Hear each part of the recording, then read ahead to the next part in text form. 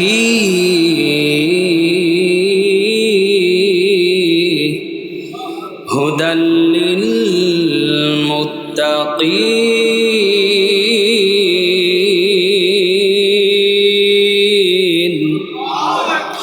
আল্লাহ রাব্বুল আলামিন পবিত্র কোরআনের ভিতরে বলেন, গোলাম, আমি এমন একটা কিতাব নাজিল করেছি, এমন একটা মেসেঞ্জার নাজিল করেছি, তোমরা কি জানো দুনিয়ার যত কিতাব বই পুস্তক আছে, যত লাইব্রেরিতে যত কিছু তোমরা দেখবে, প্রত্যেকটা কিতাবের শেষে লেখা আছে আমার কিতাবের ভিতরে, বইয়ের ভিতরে ভুল থাকতে পারে, আমার কিতাবের ভিতরে, আমার লেখার ভিতরে, আমার লেখনের ভিতরে যদি কোনো ভুল থাকে, তাহলে আপনারা আমাকে অমুক নাম্বারে অমুক জায়গায় অমুকভাবে আমাকে একটু জানাবেন, পরবর্তী সংস্কার যখন করা হবে তখন আমি ওইটা ঠিক করে নিব। আমি আপনাদের কাছে জানতে চাই, আমার রবের কোরআনের ভিতরে কি কোনো ভুল আছে? আমার আল্লাহ রাব্বুল আলামিন কোরআনের শুরুতে নোট করে দিলেন, গোলাম, আমি রব, আমি এমন একটা কিতাব নাজিল করেছি, আমার হাবিবের উপরে এমন একটা কিতাব আমি নাজিল করেছি, তোমরা কি জানো? এই কিতাব সম্পর্কে তোমরা কি জানো? আলিফ লাম মিম, এটা এমন একটা কিতাব, এমন একটা কিতাব, জালিকাল কিতাব, আই হাযাল কিতাব, এই কিতাব নাম কি? জোরে বলেন না, কি নাম? কি নাম? জালিকাল কিতাব, এই কিতাব, জালিকাল কিতাব, জালিকাল কিতাব, এই কিতাব, এই কোরআন এমন একটা কিতাব, এমন একটা কিতাব, জালিকাল কিতাব লা রাইবা ফি, এই কিতাবের ভিতরে ভুল তো দূরের কথা, দুনিয়ার মানুষ তোমরা জেনে নাও, বাম রাম ইহুদি নাসরা বেঈমানেরা তোমরা জেনে নাও, এই কোরআনের ভিতরে ভুল তো দূরের কথা, ভুল তো কল্পনাই করা যায় না, কিন্তু কিছু মানুষ মনে করতে পারে, তাহলে মনে হয় কোনো সন্দেহ আছে। আমার রব বলে, না না না, এই কিতাবটা এমন একটা কিতাব, এমন একটা মেসেঞ্জার, ভুল তো দূরের কথা, আমি রব এই কোরআনের ভিতরে বিন্দু মাত্র কোনো সন্দেহ দেই না। কথা কার? আরো জোরে বলেন না, কথা কার? আল্লাহ রাব্বুল আলামিন বলেন, গোলাম, এই কোরআনের ভিতরে ভুল নাই, সন্দেহ নাই, কিয়ামত পর্যন্ত ইহুদি নাসারা বেঈমানেরা, কোরআনের শত্রুরা, ইসলামের দুশমনেরা, আলেম ওলামার দুশমনে যারা কোরআনের শত্রু, তারা, কথা বলেন ঠিক কিনা? কোরআনের সাথে বন্ধুত্ব যাদের, আলেম ওলামাদের সাথে, তাদের কিয়ামত পর্যন্ত শত্রু হতে পারে।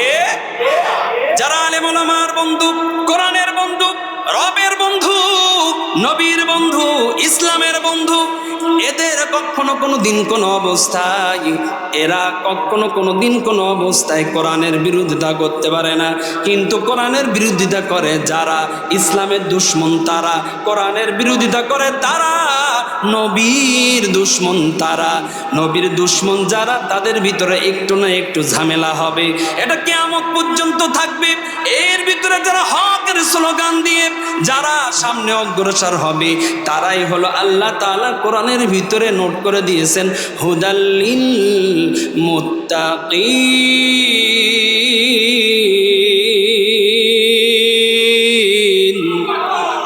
আল্লাহ রাব্বুল আলামিন বলেন, গোলাম, এই কোরআন এমন একটা কিতাব, এমন একটা কিতাব, আমি আল্লাহ রাব্বুল আলামিন তোমাদেরকে আমি মেসেঞ্জার দিয়ে দিলাম, নোট করে দিলাম, সেটা কি জানো? এই কোরআনের ভিতরে ভুল নাই কেন তোমরা কি জানো?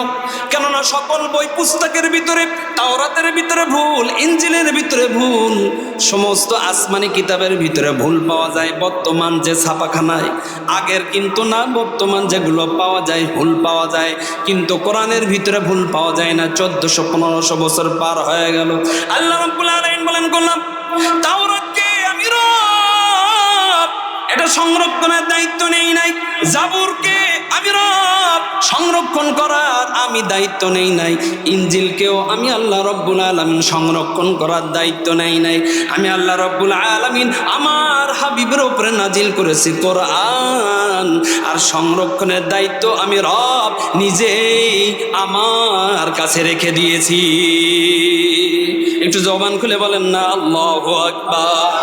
আল্লাহ রাব্বুল আলামিন বলেন, নাহনু নাযালনা যিকরা ওয়া ইন্না লাহু লাহাফিজুন।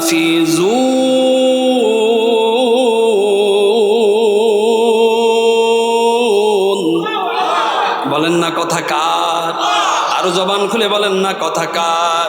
আল্লাহ রাব্বুল আলামিন বলেন, সকল বই পুস্তকের ভিতরে তোমরা ভুল পাবে, সকল বই পুস্তকের ভিতরে সন্দেহর অবকাশ আছে, কিন্তু আমি আল্লাহ রাব্বুল আলামিন আমার হাবিবের উপরে নাজিল করলাম কোরআন, আমার বান্দা বান্দির জন্য, আমার হাবিবের উম্মতের জন্য রাহাবার হিসাবে, ইহদিনাস সিরাতাল মুস্তাকিম, পথ প্রদর্শকের জন্য গাইড আমি আল্লাহ তাআলা কোরআনকে পাঠিয়ে দিয়েছি। আর এই কোরআনের ভিতরে ভুল থাকবে না, ভুল থাকবে না। কিয়ামত পর্যন্ত কেউ যদি চিরনে অভিযানও চালায়, এই কোরআনের ভিতরে তারা ভুল পাবে না, কেননা আমি আল্লাহ রব্বুল আলামিন নিজেই কোরআনের সংরক্ষণের দায়িত্ব গ্রহণ করে নিয়েছি। তাহলে কি ভুল হয়?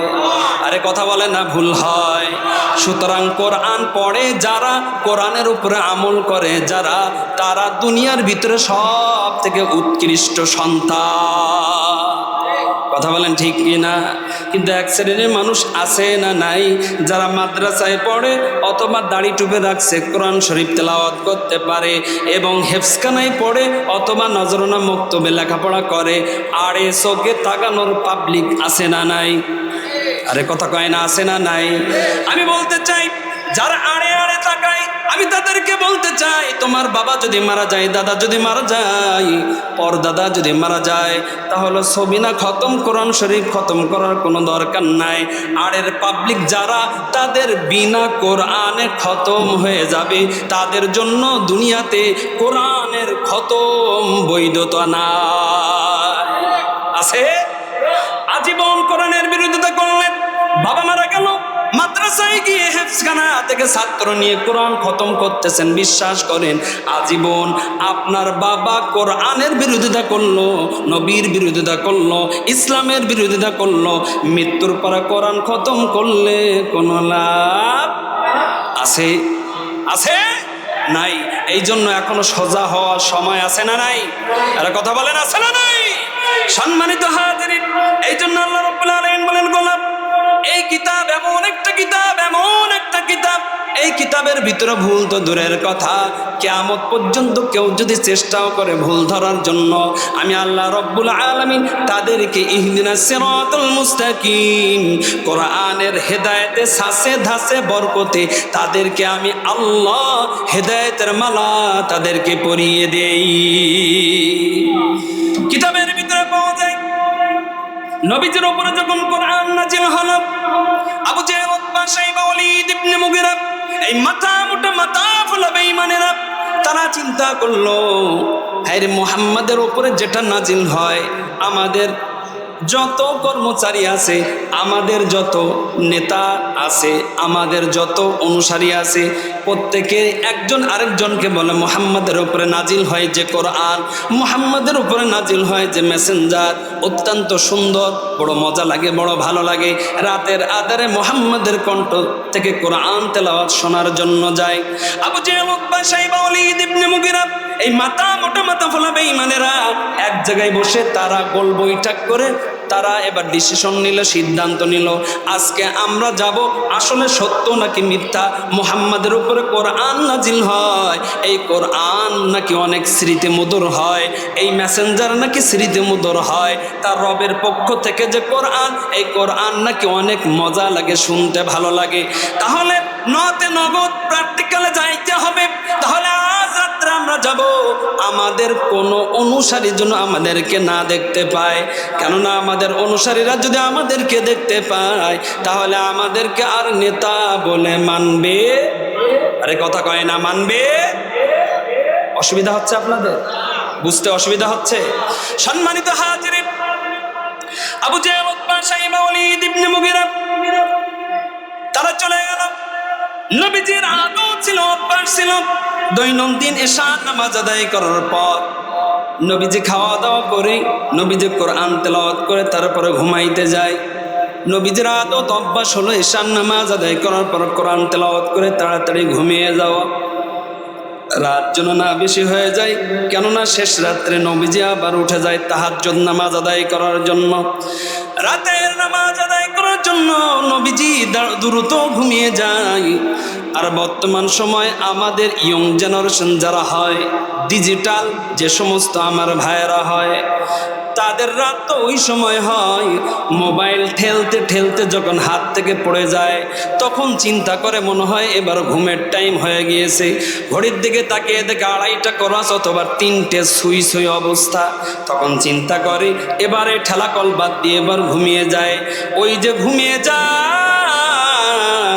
আর 9টা বেজে যায়, 10টা বেজে যায়, কোনো খোঁজ খবর নাই। ফজরের নামাজ আদায় করে না।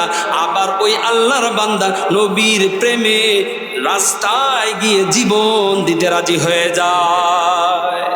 এমন 2 নাম্বারই ভালোবাসা আছে না নাই? আরে কথা কয় না, আছে না নাই?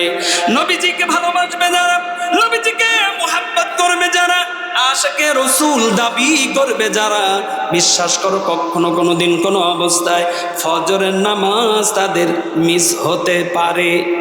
আরে কথা কয় না, পারে না। কিন্তু আমাদের ইয়ং জেনারেশনের যারা যুবক হয়, তাদের ঘুমের টাইম হয় রাত 3টার সময়, 2:30টার সময়। যতদিন পর্যন্ত এই জেনারেশন থেকে, এই সিস্টেম থেকে আমার যুবক ভাইয়েরা বাহির হতে পারবে না, বিশ্বাস করো তোমার কপালে ভালো কিছু আশা করা যায় না। তুমি যাদেরকে বিরোধিতা করতেছো, বিশ্বাস করো যে সময় তুমি ঘুমাইতে যাও, ওই সময় এই সমস্ত মাদ্রাসার সন্তানেরা তারা উঠে যায়। শীতের সময় ওঠার পর যে পানি দিয়ে উজু করতে গেলেও কষ্ট হয়, ওই ঠান্ডা পানি দিয়ে উজু করে। উজু করার পর এই সমস্ত মাদ্রাসার ছাত্র ওস্তাদ মুহিব্বিনরা মিলে জায়নামাজে দাঁড়িয়ে যায়। জায়নামাজে দাঁড়িয়ে রব্বে কারিমের কুদরতে পায়ে সেজদা দেয়, চোখের পানি ফেলে আর বলে, আল্লাহ, যারা আমাদেরকে ভালোবাসে, কোরআনকে ভালোবাসে, তোমাকে মহাব্বত করে ভালোবাসে, ও রব, তাদেরকে তুমি সুস্থতার মতন ইবাদত দান করে দাও। ও রব, তাদের কোন আত্মীয় স্বজন যদি কোনো বিপদের ভিতরে থাকে, আল্লাহ তুমি তাদেরকে তুমি সুস্থতার মতন ইবাদত দান করে দাও, পেরেশানি দূর করে দাও। যাদেরকে আমরা সরাসরি বিরোধিতা করতেছি, যাদেরকে আমরা সরাসরি বাঁকা চোখে তাকাইতেছি, বিশ্বাস করো মুসলমান, আর নাই করো না কেন, বিশ্বাস করতেই হবে তোমার। শেষ রাত্রে তোমার জন্য এই ছোট্ট ছোট্ট হাফেজরা তোমার জন্য দোয়া করে। এই সমস্ত ছোট্ট ছোট্ট নাবালেগ বাচ্চারা দোয়া করার কারণে, চোখের পানির কারণে, বিশ্বাস করেন এই আমাদের বাংলাদেশে এত ঝড় ঝামেলা, এত আজাব আর গজব আসার কারণেও করোনা ভাইরাসে বাংলাদেশেও আমাদেরকে টাইট করতে পারি না। এই ছোট্ট ছোট্ট বাচ্চাদের চোখের পানির বরকতের কারণে, এই ছোট্ট ছোট্ট বাচ্চাদের চোখের পানির পাওয়ারের কারণে আমার আল্লাহ রব্বুল আলামিন এই বাংলাকে হেফাজত করেছেন। কথা বলেন ঠিক কিনা? সম্মানিত হাজিরিন, যে কথা সেই কাজ। আবু জেহেল, উতবা, শাইবা, ওয়ালিদ ইবনে মুগিরা নবীজির হুজরার পাশে চলে গিয়েছে। যাওয়ার পর নবীজির কণ্ঠ থেকে কোরআন তেলাওয়াত শ্রবণ করতেছে। নবীজি তেলাওয়াত করেন, ওই দিন নবীজি তেলাওয়াত করতেছিলেন। হায়রে, নবীজির তেলাওয়াত কত সুন্দর, নবীজির তেলাওয়াত কত সুন্দর। নবীজি তেলাওয়াত করেন, বিসমিল্লাহির রহমানির রহিম,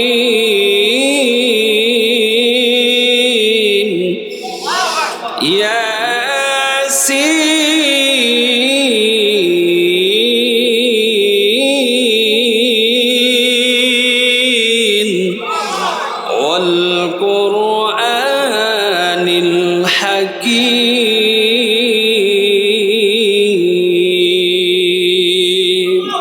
নবীজি কোরআন তেলাওয়াত করলেন।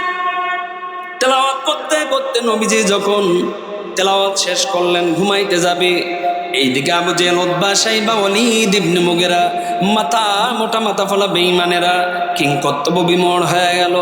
ওরা চিন্তা করতেছে, হায় রে, জীবনে কত কথা শুনলাম, কত বই পুস্তক পড়লাম, কত মেসেঞ্জার জানলাম, বুঝলাম, শুনলাম, কিন্তু আজ মুহাম্মাদের জবান থেকে মুহাম্মাদের রবের মেসেঞ্জার শুনলাম, মুহাম্মাদের জবান থেকে মুহাম্মাদের রবের মেসেজটা এত মজা, আমাদের কখন কোন সময় চলে গেল আমরা বিন্দু মাত্র বুঝতে পারি না।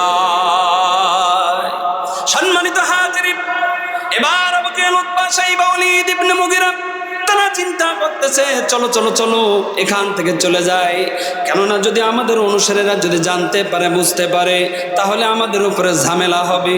চলে গেল।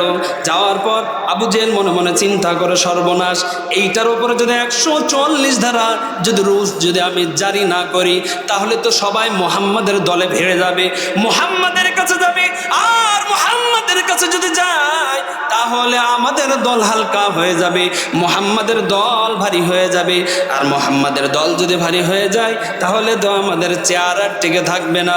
তাহলে কি করার? আবু জেহেল সঙ্গে সঙ্গে সকল নেতাদেরকে ডাক দিল, সকল নেতারা আসলো। আবু জেহেল বলল, কাল থেকে খবরদার কেউ যেন মুহাম্মাদের ওই রবের মেসেঞ্জার যেন কেউ না শুনতে যায়।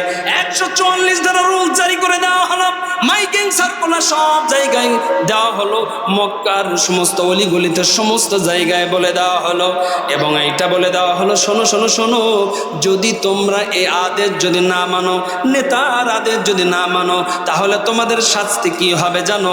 তোমাদের দেহ থাকবে, মাগার দেহর সাথে কল্লা থাকবে, দেহ থাকবে কিন্তু দেহর সাথে কল্লা থাকবে না। সকল নেতারা প্রত্যেকেই চিন্তা করতেছে, তাহলে যাওয়া যাবে না, যাওয়া যাবে না। ছোট ছোট যে সমস্ত পাতি নেতারা তারা মনে মনে চিন্তা করতেছে, দরকার নাই, কিছুদিন আগে বিয়ে করলাম, এখন যদি যাই তাহলে দেহ থাকবে, মাগার দেহর সাথে কল্লা থাকবে না। অন্য অন্য কর্মীরা চিন্তা করতেছে, যদি আমার দেহর সাথে যদি কল্লা না থাকে, স্ত্রী বিধবা হয়ে যাবে, সন্তানরা এতিম হয়ে যাবে, তাহলে যাওয়া যাবে না, যাওয়া যাবে না। এশা যখন হয়ে গেল, নবীজি খাওয়া দাওয়া করার পর কোরআন তেলাওয়াতে নবীজি যখন বসে গেলেন, আবু জেহেল মনে মনে চিন্তা করে আর বলে, হায় রে, কেউ যাবে না, কেউ যাবে না, কেননা আমি যে আলটিমিডিয়াম দিয়ে দিয়েছি, 144 ধারার রুলস জারি করে দিয়েছি, কেউ যাবে না, কেউ যাবে না। আমি আজকে গোপনে গোপনে মুহাম্মাদের কণ্ঠ থেকে মুহাম্মাদের রবের মেসেজ আমি একাই শ্রবণ করব। নেতা কিন্তু নিষেধ করেছিল, এখন নেতা মনে মনে চিন্তা করে, আমি একাই যাব, কেউ তো যাবে না। মনে লাগে ভয়, না জানি কি হয়। এসার পরে আবু জেহেল চলে গেল, নবীজির কণ্ঠ থেকে কোরআন তেলাওয়াত শুনতেছে। এইদিকে উতবা, শাইবা, ওয়ালিদ ইবনে মুগীরা প্রত্যেকের জায়গা থেকে মনে মনে চিন্তা করে, কেউ যাবে না, আমি যাব। প্রত্যেকে চলে গেল। যাওয়ার পর নবীজির কণ্ঠ থেকে কোরআন তেলাওয়াত শোনা শেষ। এবার যখন কামব্যাক বাড়ির দিকে আসবে, তাদের ঘরের দিকে আসবে, হঠাৎ করে লক্ষ্য করে দেখে, আবু জেহেল লক্ষ্য করে দেখে আবু জেহেলের সামনে উতবা দাঁড়ানো। আবু জেহেল মনে মনে চিন্তা করে, সর্বনাশ, মনে লাগে ভয়, না জানি কি হয়।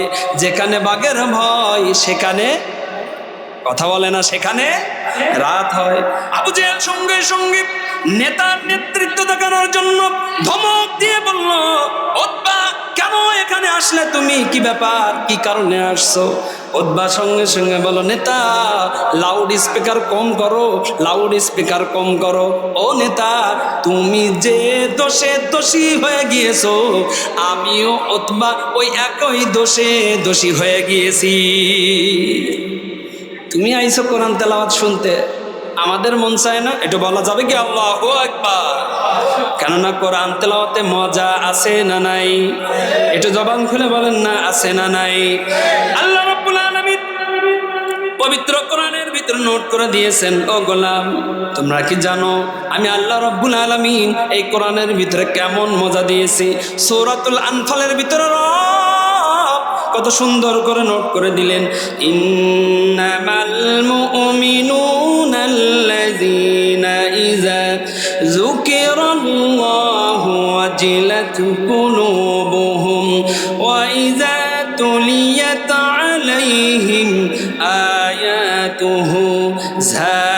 زادتهم إيمانا وعلى ربهم يتوكلون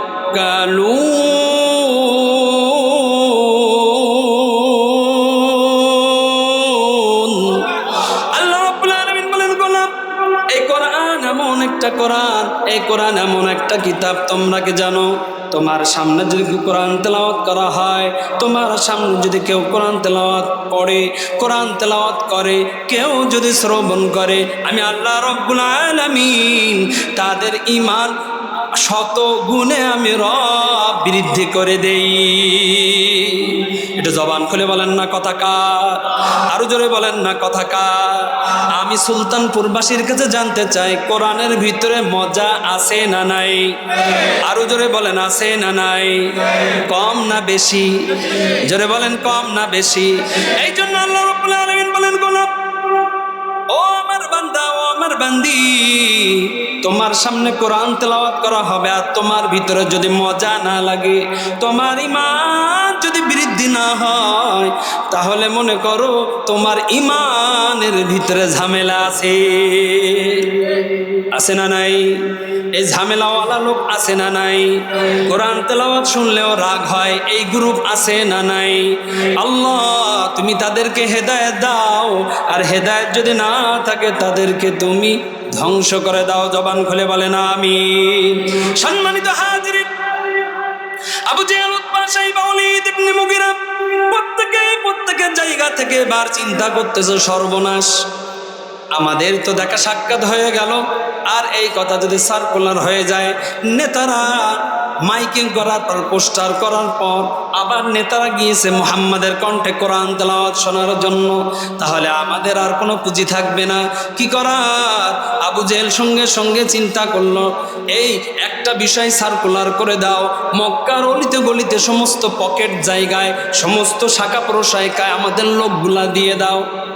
সমস্ত জায়গায় আবু জেহেল তার সমস্ত লোকগুলো ফিট করে দিল, আর এই কথা বলতে বলল, দেখো মুহাম্মদ নামে একজন জাদুঘর আছে, একজন পাগল আছে, মুহাম্মাদের কোনো কথা তোমরা শুনবে না, মুহাম্মাদের কাছে তোমরা কেউ যাবে না, মুহাম্মদ যা বলে তোমরা শুনতেও চাইবে না, তার পাশেও যাইবে না। একটু জবান খুলে বলা যাবে কি নাউজুবিল্লাহ? আমার নবী কি পাগল? আরে কথা কয় না পাগল? যখন এই কথা বলল, এই মেসেজ যখন নবীজির কানের ভিতরে পৌঁছায় গেল, নবীজি অনেক বড় কষ্ট পাইলেন। নবীজি সাহাবা আজমাইনদেরকে ডাক দিয়ে বললেন, আমার সাহাবীরা তোমরা এইদিকে আসো। কাতেবে ওহী আসলো, সাহাবীরা আসলো। নবীজি বললেন, ও আমার সাহাবীরা তোমরা শুনে নাও, আমি যেটা বলবো তোমরা ওইটা লিখবা। আজ আমি রাসূলুল্লাহ, আমার মনের ভিতরে এমন একটা খারাপ লাগছে, আমি চাই এই কোরআন নিয়ে কাফের ইহুদি নাসারা বেঈমানদের সাথে আমি একটু লড়াই করতে চাই। একটু জবান খুলে বলা যাবে কি আল্লাহু আকবার? নবীজিও হক বাতিলের সাথে যুদ্ধ করছে না করে নাই? নবীজি সাহাবীদেরকে বললেন, ও আমার সাহাবীরা, আমি যেটা তেলাওয়াত করব তোমরা ওইটা লিখবা। নবীজি ওই দিন যেটা তেলাওয়াত করেছিল আমরাও তেলাওয়াত করতে চাই। কথা বলেন ঠিক কিনা? নবীজি বললেন, বিসমিল্লাহির রহমানির রহিম, ইন্না আ'তাইনাকাল কাউসার। পারেন? সূরা কাউসার পারেন? একটু জবান খুলে বলেন না পারেন? তাহলে আমার সাথে তেলাওয়াত করেন, কেননা কোরআন এমন একটা কোরআন, এমন একটা গাইড, যা পড়লে সব আছে না নাই? নবীজি বললেন, কোন বান্দা কোন বান্দি আমার উম্মত কেউ যদি কোরআন তেলাওয়াত করে, আল্লাহ তাআলা খুশি হয়ে প্রতিটা হরফে 10টা করে নেকি দিবে। বলেন না সুবহানাল্লাহ। দুনিয়ার কোনো রঙ্গমঞ্চ পড়লে, দুনিয়ার কোনো সাহিত্যিকতাও পড়লে, বই পুস্তক পড়লে সব আছে, কোনো জায়গায় কি পাওয়া যায়? কিন্তু কোরআন এমন একটা কিতাব, এমন একটা কিতাব যেটা পড়লে খালি লাভ, লস আছে, লস আছে। নবীজি তেলাওয়াত করলেন, ইন্না আ'তাইনাকাল কাউসার ফাসাল্লি লিরাব্বিকা ওয়ানহার। এরপরে আমরা পারি কি পারি না?